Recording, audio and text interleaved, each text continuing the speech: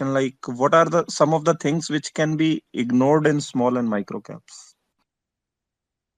I think in reference to corporate governance. Overall, he is asking. I mean, maybe related party and overall, Yeah, including the so corporate many often in governance.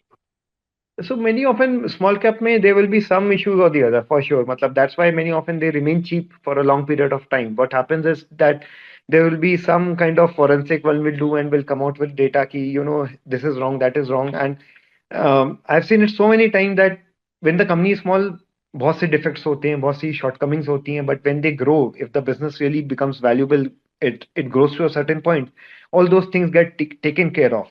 I don't know why it happens, but it happens. So ignorables are things like a promoter taking out high salary. I think that's something I've been very okay.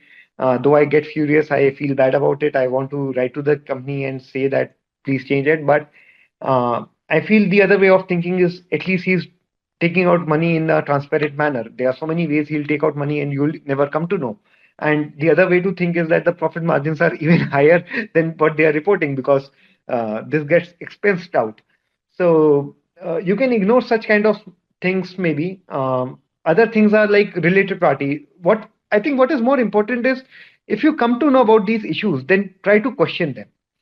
And many often I've seen that there's a logical reason why those issues are out there. For example, we have been invested in Bharat Rasayan. That company has some unlisted companies which are in agrochemical, and people used to be very negative about those things, that why they have those two three entities. But later you realize that okay, it's a large family and they have kept things in a transparent manner and they have not grown at the they have not done any wrongdoing in terms of growing that unlisted company too much or something like that, and you have to live with it and be okay with it. While it has backfired also for me, many often I've been too casual on these things. Like in Kitex, it was a big the story just collapsed, and maybe I was too confident on the people, the business, that I didn't care about the corporate governance issue, like the promoter having unlisted entity, he getting into politics, and those things just kept growing and didn't get ever addressed.